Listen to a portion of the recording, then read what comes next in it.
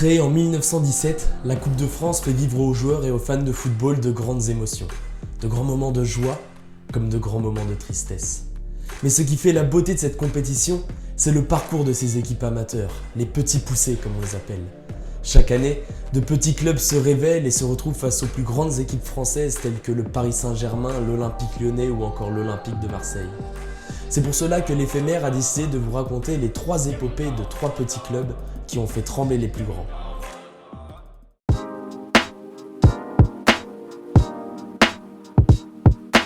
Pour commencer, je vais vous parler du parcours de Calais lors de la Coupe de France de l'année 2000.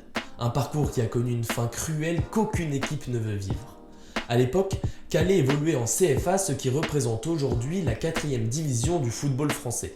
Durant toute la compétition, les Calaisiens jouent un jeu simple, sans complexe, qui leur permet de balayer toutes les équipes sur leur passage. Que ce soit Lille, Cannes, Bordeaux ou encore Strasbourg, personne ne leur résiste et les clubs du Nord réussissent à se qualifier en finale de la Coupe de France.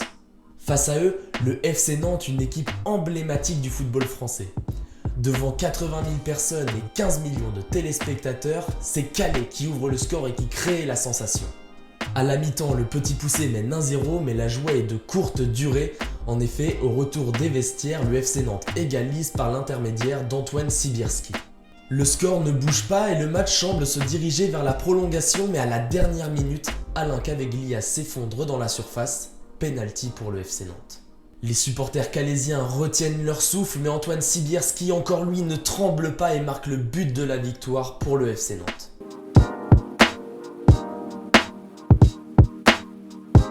La deuxième équipe dont je dois vous parler est celle de Quevilly. Déjà finaliste en 2010, c'est en 2012 qu'ils atteignent la finale au Stade de France. Alors en national, la 3e division du football français, Quevilly élimine Angers en Ligue 2, puis surtout Rennes et Marseille pour se hisser en finale contre l'Olympique Lyonnais.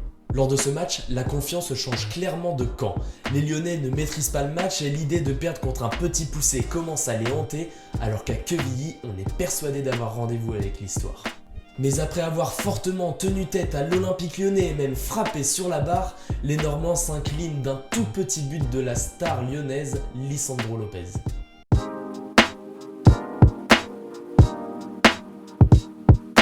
Enfin, la 3e et dernière équipe est celle des Herbiers. Lors de l'édition 2017-2018, les pensionnaires de National ont eux aussi réalisé un beau parcours. Malgré des qualifications difficiles lors des premiers tours, les Vendéens ont déroulé à partir des 8e de finale en battant successivement Auxerre ou encore Lens, équipe de Ligue 2, avant d'éliminer Chambly en demi-finale. Et enfin en finale, ils ont retrouvé la fabuleuse équipe du Paris Saint-Germain. Même si tout rêve est permis, l'équipe de la capitale a fait respecter la logique en s'imposant 2-0 grâce à des buts de Giovanni Lo Celso et Edinson Cavani. Cette belle compétition réserve encore bien des surprises, n'hésitez pas à nous partager votre meilleur souvenir en commentaire.